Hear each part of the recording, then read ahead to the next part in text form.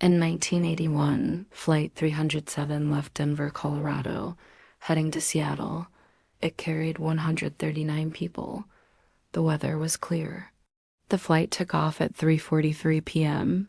Air traffic control tracked it for 32 minutes. Then the signal disappeared. No distress call, no warning.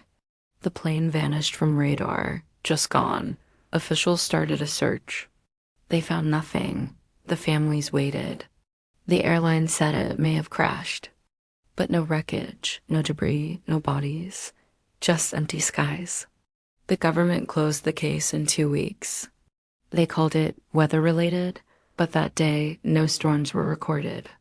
The skies were calm. Pilots from nearby flights reported nothing strange. Only one small airport reported something odd. A loud boom in the sky. No plane was seen. People started asking questions, and one reporter wouldn't let it go. His name was Daniel Price. Daniel Price was a local news reporter in Denver. He was 32, smart, focused. He didn't believe in random disappearances. He had covered small plane crashes before, but Flight 307 was different. Daniel spoke with airport staff. Everyone gave the same answer. Pilot took off, all normal. He asked about the boom sound. The tower at a small regional airport heard it, but no one saw anything. Daniel checked the weather logs. No wind, no lightning, no clouds, clear blue sky. He tried to contact the FAA. They refused to answer. Daniel visited the families of the passengers. A mother, a wife, a child. They were all angry, and they all wanted the same thing, truth. One man gave Daniel a copy of the flight manifest. He said his brother was on board, but his brother's name was missing. Why would they remove his name? He asked. Daniel now had more than just a mystery. He had a cover-up. He decided to follow the trail, and someone started watching him. Daniel studied the flight manifest. It listed 139 passengers, but the man swore it should have been 140. His brother, Mark Allen, had a boarding pass. He even called him before boarding, but Mark's name wasn't on any record. Daniel checked with the airline. They denied Mark was ever on board. No such passenger, they said, but the man showed Daniel a photo. Mark, at the gate, holding his ticket. Daniel asked, why would they erase him?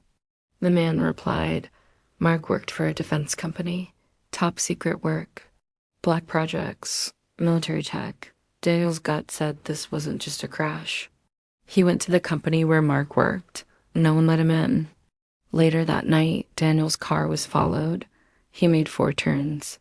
The same black sedan stayed behind him. He parked at a diner. The sedan drove past. No plates. Daniel started to feel it. This wasn't about a missing plane. This was about something else, something bigger. He went home and found his door open. Nothing was stolen. Just one thing was missing, the flight manifest. Daniel walked his doors. He checked everything twice. Someone had broken in. No signs of forced entry. Only one thing gone, the flight manifest, the one that had the missing name. He called the man who gave it to him. No answer. He called again. Voicemail. Daniel drove to the man's house. The lights were off. Mailbox full. No one had seen him in 2 days. Daniel started asking around. Neighbors said a black CUV was parked outside the night before. 2 men in suits, no badges. They waited outside for hours. Daniel now knew. Someone was cleaning things up. He went back to his office. His desk had been searched. His editor said 2 men came asking for him.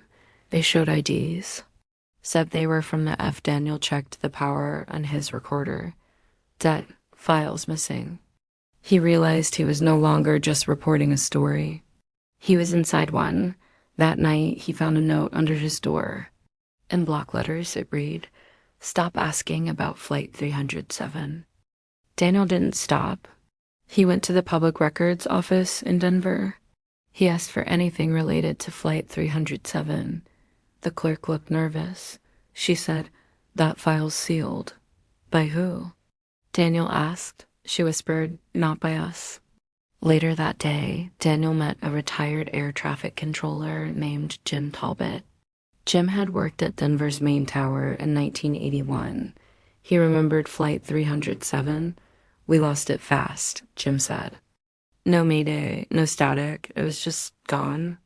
He tapped his head. That still haunts me. Jim pulled out a file. He had saved a copy of the final radar snapshot. It showed something strange.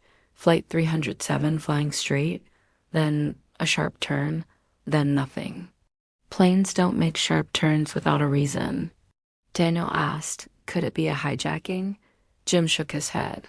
No alert. No trace. Before Daniel left, Jim gave him one last thing, a voice recording from that day. The final seconds from Flight 307's cockpit. It wasn't normal. A loud screech, and then a voice whispering, they're here. Daniel played the recording again. It was scratchy, old, but clear enough. The pilot's voice was calm, then static. Then came the whisper, they're here. Daniel asked Jim, who said that? Jim replied, that wasn't the pilot. Daniel sent the audio to a sound expert in Arizona. She cleaned it up and called him back in an hour. Her voice was shaking. That last voice, it doesn't match any crew member. Not even human patterns. What do you mean? It's low frequency, almost mechanical. Daniel now had a voice from the plane. And it wasn't supposed to be there. That night, he uploaded the clip to a private folder, but within minutes, his internet shut down. His power flickered. He looked out the window, same black sedan. Parked, lights off. He grabbed his recorder and left through the back door.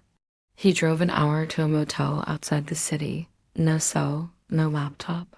Just a notebook. He wrote one sentence. Flight 307 was not an accident, and someone else already knew. He woke up to a knock on the door. 3 knocks. Then silence. Daniel froze. The knock came again. 3 soft taps. Then silence. He looked through the peephole. No one there. He waited. 10 seconds. Still nothing. He slowly opened the door. An envelope lay on the ground. No name. No address. He took it inside and opened it. Inside were 3 photos. All black and white.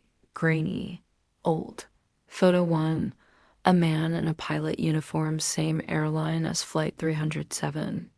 Photo 2. A blurry image of something in the clouds. It looked like a disc, metallic, hovering. Photo 3. A group of men in suits standing. Around wreckage marked classified. No date, no names. But Daniel knew what he was looking at. Evidence. Real, hidden evidence. He turned over the last photo. One word was handwritten on the back. Cheyenne, a city in Wyoming, near a closed military base. Daniel packed his bag. He had a destination now. Before he left, he looked at the motel TV. Local news was on. Retired air traffic controller Jim Talbot found dead in his home. Daniel dropped the remote. They were cleaning again. Daniel drove all night to Cheyenne, Wyoming. It was cold. Quiet. He kept checking his mirrors. No black sedan, not yet. He reached the old military base on the outskirts, Fort Allen. It had been shut down in the 90s, or so the record said. A chain-link fence surrounded the place, no trespassing signs everywhere. But Daniel found a broken section behind the trees. He slipped in.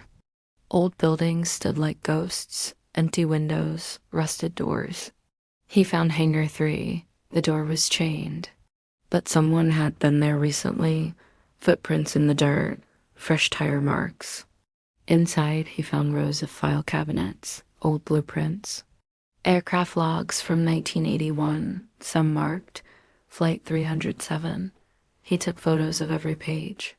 Names, routes, fuel data. And then one sheet with a red stamp, Project Morning Star. It mentioned an experimental radar system and something called Sky Anomaly Report Number 5. Suddenly, he heard a sound behind him. Boots on concrete. He turned. Two men in black uniforms entered. No words, just raised flashlights. Daniel ran. Daniel ran down a dark hallway. The sound of boots behind him. Fast, heavy. He turned left, then right, found a stairwell. He jumped down 2 steps at a time. No time to think, just run. The flashlights behind him grew brighter. A voice shouted, "Stop. You don't know what you're in." He didn't stop. He burst through a side door and into the cold. The fence was close. He sprinted for it. A sharp pain hit his leg. Something grazed him. A warning shot. He dove under the fence's broken gap, scraped his hands, tore his jacket, but he was out. He went to his car, turned the engine. It roared to life. He sped off into the night, heart pounding, blood on his jeans, sweat on his face. He looked in the rearview mirror. No one followed. He checked his camera. The photos were still there. Flight 307. Project Morningstar, Sky Anomaly Report number 5. He whispered, "I have proof." But now they knew he had it. And they wouldn't stop. It happened on a cloudy morning in 1987, 15 years after Flight 509 vanished. A radar operator at Reno Tahoe International Airport picked up a strange blip that was moving slow. No flight was scheduled in that airspace. The tower tried to contact it. No reply. Then the transponder lit up. The ID read, Flight 509. The control room froze. That flight had been declared lost in 1972. But the plane was real. It was circling the airport, waiting to land. Emergency teams were sent to the runway. The plane touched down gently. The wheels screeched. The engines hummed. It looked exactly like a 1970s aircraft. Same logo, same color. When responders opened the door, they were stunned. The passengers were all inside, sitting calmly. Some were asleep, some looking out the windows.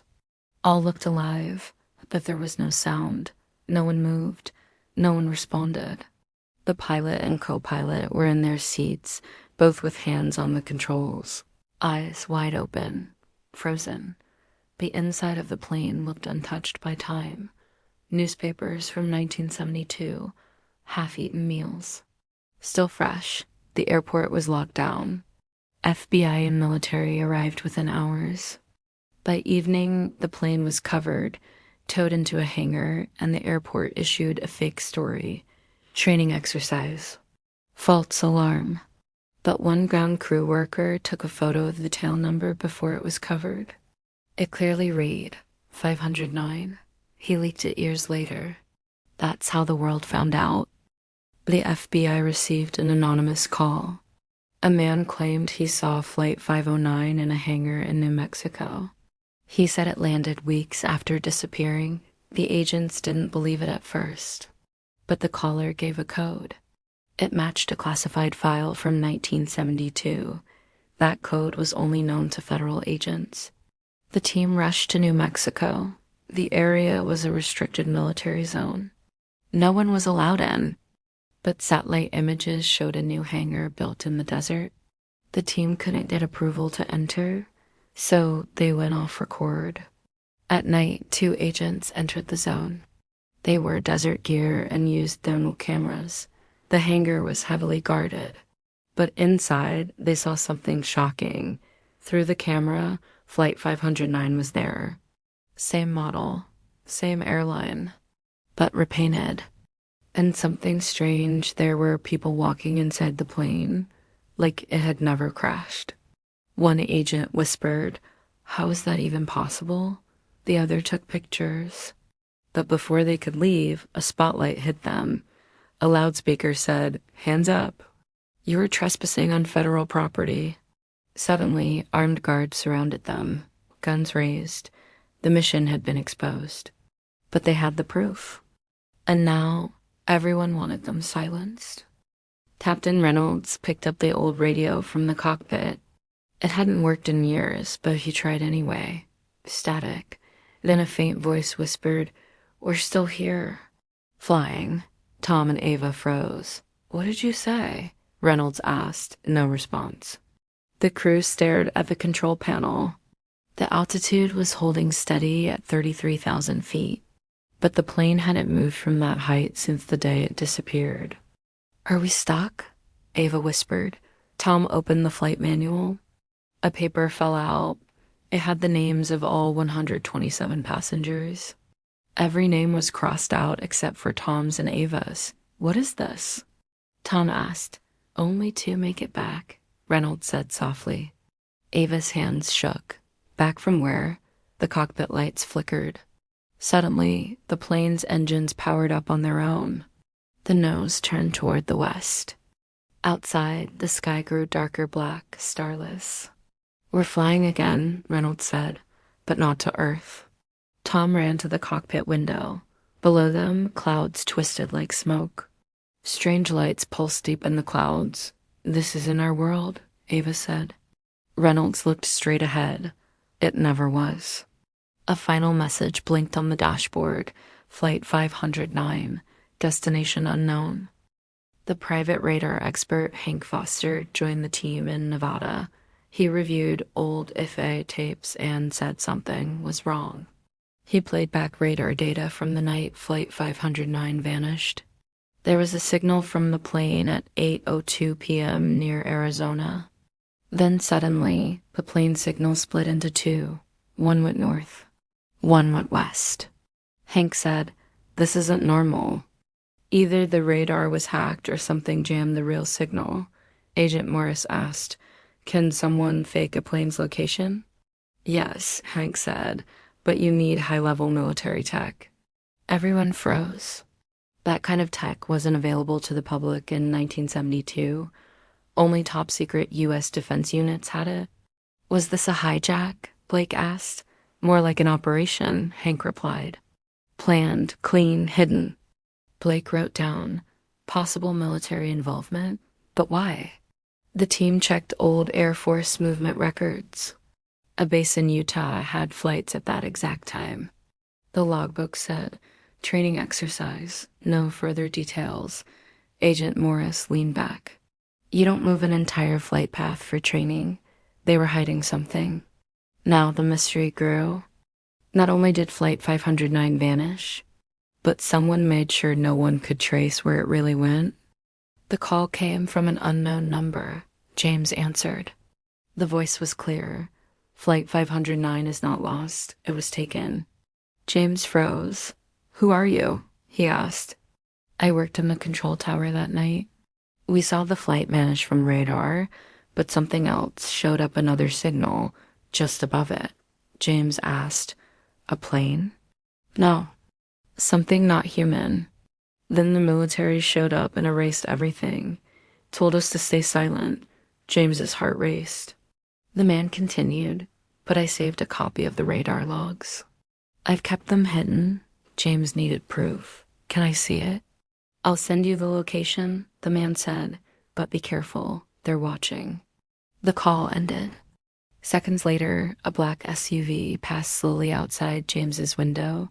Two men in dark suits looked his way. James shut off the lights. He grabbed his bag. He wasn't going to wait. The location came through a warehouse near an old airfield in Arizona. James packed up and left. The answers were close now. He could feel it. But he wasn't alone. As he started his car, he spotted another vehicle following him. Whoever took Flight 509 was watching again. And this time, they weren't hiding. The signal was back. Flight 509's transponder lit up on every radar screen across the country. Air traffic control in Nevada went silent. Unidentified aircraft entering U.S. airspace. No response to communication. The flight path matched Flight 509 exactly from Dallas to San Francisco. Fighter jets were sent.